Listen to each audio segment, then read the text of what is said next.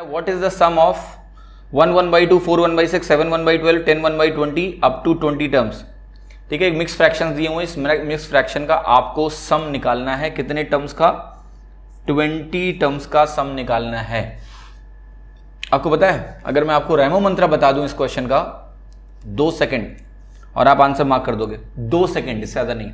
ठीक है, पर आपको मैं इंतजार कराऊंगा, इंतजार करिए, पहले आप देखो इसका प्रोसेस, फिर मैं आपको बताऊंगा रेमो मंत्रा, समझेंगे आराम से, मजा भी आएगा आपको। ठीक है, देखिए पहली बात तो ये मिक्स सीरीज है, मिक्स सीरीज है, मिक्स फ्रैक्शंस दिए हुए हैं, तो इसको मैं कैसे लिख सकता हूं, आप ध्यान से देखो। ऐसे कोई पैटर्न आपको नहीं पता चलेगा, ब्रेक करो आप, ये इंटीजर पार्ट्स को अलग कर लो, 1 + 4 + 7 + 10 प्लस डॉट डॉट डॉट, ये इंटीजर पार्ट हो गया पहला पार्ट। दूसरा पार्ट आपका ये फ्रैक्शनल पार्ट है 1/2 + 1/6। अरे भाई मिक्स फ्रैक्शन में 1/2 दिया है तो इसको 1 + 1/2 ही बोलते हैं, तो वही मैंने कर दिया, मैं इनको अलग अलग कर ले रहा हूं फिर 1/12 प्लस डॉट डॉट डॉट। ठीक है सर, अब जरा इस नंबर को आप ध्यान से देखो, इसमें क्या है, इस नंबर में ये दिया हुआ है सर कि पैटर्न अगर आप पता करने जाओ तो आपको मिलेगा क्या, ये मैं यहां लिखूंगा, ये है आपका 1/1 × 2 plus 1/2 × 3 plus 1/3 × 4 dot dot dot. अच्छा 20वां टर्म क्या होगा सर, ये होगा 1/20 × 21। कैसे लिख देता जल्दी? अरे भाई कितना आसान है, पहले टर्म में 1 और 2 आए, सेकेंड टर्म में 2 और 3 आए, तो 20 टर्म में क्या आएगा 20 और उसका अगला नंबर 20 और 21। इस तरह की सीरीज मैंने आपको पिछले पेपर्स में कितनी बार दिखाई है। ठीक है, कि इसमें क्या होता है आपको पता है, इसमें कैंसिलेशन होते हैं। कैसे? क्योंकि पहला टर्म आपका हो जाता है 1 - 1/2, दूसरा टर्म हो जाता है 1/2 - 1/3 डॉट डॉट डॉट। तो अगर आपने पहले के डिस्कशन देख रखे हैं तब तो आप इस सीरीज को देखते ही इसका आंसर समझ सकते थे क्या होने वाला है। इसमें बचता क्या है, पहले का पहला टर्म और आखिरी का आखिरी टर्म, बाकी तो कुछ बचता ही नहीं है। तो 1 - 1/21 आपका हो गया 20/21। ठीक है, ये आपका पहला पार्ट निकला है। अभी रेमो मंत्रा नहीं आया, वो तो सबसे लास्ट में बताऊंगा। ठीक है, पहले तो आपको दिखाता हूँ ये क्वेश्चन कैसे करना है। अब देखिए क्या है, ये आपकी है अरिथमेटिक प्रोग्रेशन।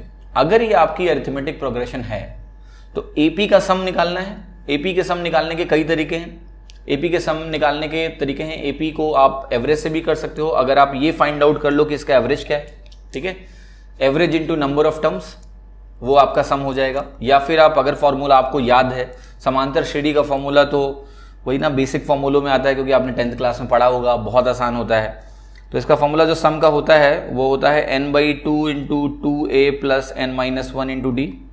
कभी ज़रूर समझाऊंगा कि एपी के सम का फॉर्मूला ये क्यों होता है, आपको कभी रटना नहीं पड़ेगा। ठीक है, तो मैं आपको समझा देता हूँ, ये भी बता देता हूँ आपको। ठीक है, देखो ये जो लिखा हुआ है ना, ये होता है a + n - 1 × d, है ना।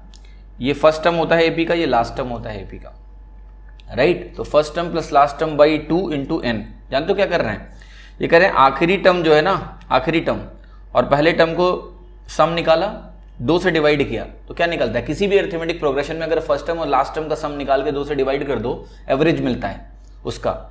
और किसी भी नंबर ऑफ टर्म्स का अगर आपको एवरेज पता है, एवरेज अगर पता है तो नंबर ऑफ टर्म से मल्टीप्लाई करके क्या मिलता है, सम मिलता है। ठीक है, तो ये एक्चुअली लिखा है, वो कुछ नहीं लिखा है, ये लिखा है average into number of terms. ये कौन सा कमाल है। ठीक है, तो अगर आप नंबर्स के टर्म में सोच सकते हो तो आप ये भूल सकते हो, वरना आपको अगर ध्यान है तो अच्छी बात है, ये वही है average into number of terms. ठीक है, तो आप उसको यूज करके निकाल लो, या फिर आप लास्ट टर्म यहाँ लिख लो। यहाँ लास्ट टर्म क्या है 58 है। ठीक है, कैसे 58 है, पहला टर्म आपका क्या है 1 प्लस, दूसरा टर्म आपका 4 है 1 + 3, ये है 1 + 6, तो ये क्या होगा 1 + 19 × 3, इसलिए मैंने 58 तुरंत लिख दिया। ठीक है, लास्ट टर्म थोड़ा जल्दी लिखने की आदत डालो, यहाँ तो आप फॉर्मूले से काम चला सकते हो बट कहीं जरूरत पड़ सकती है। तो एक बार जब आपने ये लिख लिया तो आप इसको क्या बोलोगे भाई कि 58 + 1 59/2 इंटू नंबर ऑफ टर्म्स कितने हो गए आपके 20। नंबर ऑफ टर्म्स आपके 20 हो गए, तो ये वैल्यू कितनी निकल के आ गई आपकी, ये वैल्यू आपकी निकल के आ गई 10 × 59 + 20/21। इसका आप सम निकालिए, तो ये वैल्यू हो गई 590 × 21। तो आप ऐसा करो कि 600 × 21 निकाल लो, तो वो हो जाएगा आपका 12600 माइनस 10 × 21 माइनस कर दो 210 और प्लस आपका ये आ रहा है 20। आप सारा सम निकाल लो, तो ये वैल्यू आपकी आ गई 12,410, आपका न्यूमरेटर में आ गया और डिवाइडेड बाई 21, यानी पहला ऑप्शन करेक्ट हो गया। ठीक है, तो ये तो थी पूरी कहानी जो मैंने आपको समझाई। अब मैं आपको समझाने जा रहा हूँ रैमो मंत्रा। ठीक है, आराम से देखो और मार्क करो। ठीक है, ये मैं आपके ऊपर छोड़ रहा हूँ, आपको डिसाइड करने पे छोड़ रहा हूँ कि इस पेपर से आप लोग क्यों डर गए। ठीक है, और फार्मूले रटने की ज़रूरत क्यों नहीं है। ठीक है, 700 क्वेश्चन मैं आपके लिए कर रहा हूँ सॉल्व, उसके बाद मुझे शायद बोलने की ज़रूरत नहीं पड़ेगी।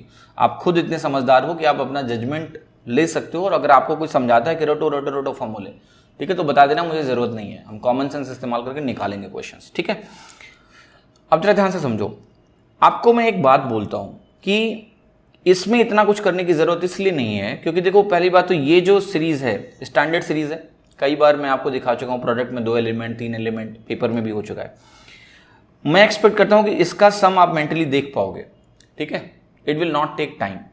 कैसे, फर्स्ट टर्म का फर्स्ट पार्ट, लास्ट टर्म का लास्ट पार्ट बचता है, तो ये 1 - 1/21, 20/21, यहाँ आपको अपना रिएक्शन डेवलप करना है कि इस तक आप डायरेक्टली पहुंच पाओ, इस तरह के जहां प्रोडक्ट में कम से कम 2 नंबर हैं आप डायरेक्टली पहुंच पाओ, इवन 3 होते हैं तो भी आप डायरेक्टली पहुंच सकते हो। ठीक है, ये वैल्यू जब आपने देख ली, आपको पता है पहला वाला क्या है, अरिथमेटिक प्रोग्रेशन है। अब अरिथमेटिक प्रोग्रेशन में अगर नंबर ऑफ टर्म्स आपके 20 हैं, मैंने आपको बताया कि अरिथमेटिक प्रोग्रेशन का जो टोटल सम आने वाला है वो आने वाला है average into number of terms. Average किसका, किसी भी एपी का एवरेज क्या होता है, first term plus last term by 2 होता है। ठीक है, नंबर ऑफ टर्म्स आपको दिया है 20, और first term plus last term by 2 अगर आप लिखते हो तो डिनोमिनेटर में 2 आएगा और वो कैंसिल होकर आपको क्या देगा, 10, और यहां बचेगा first term plus last term, वो जो भी होगा इंटीजर होगा। यानी इसका जो भी सम आने वाला है उसके अंत में एक 0 जरूर आएगा। ठीक है, कैसे भाई, क्योंकि वो 20/2 10 बना देगा, 0 अंत में आएगा। अब देखिए यहां भी एक 0 अंत में आ रहा है न्यूमरेटर में, यहां भी एक 0 अंत में आ रहा है, एलसीएम लेके अगर जोड़ोगे तो 0 अंत में आएगा, और 0 अंत में आएगा तो पहला ऑप्शन सही होगा।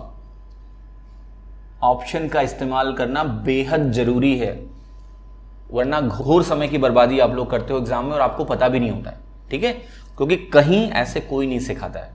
ठीक है, और इस प्रोसेस में कोई हार्म नहीं है भाई, ये तो आप अपना इंटेलिजेंस और कॉमन सेंस यूज करके लगा रहे हो, जो फ्लॉस क्वेश्चन में उसको हम इस्तेमाल कर रहे हैं।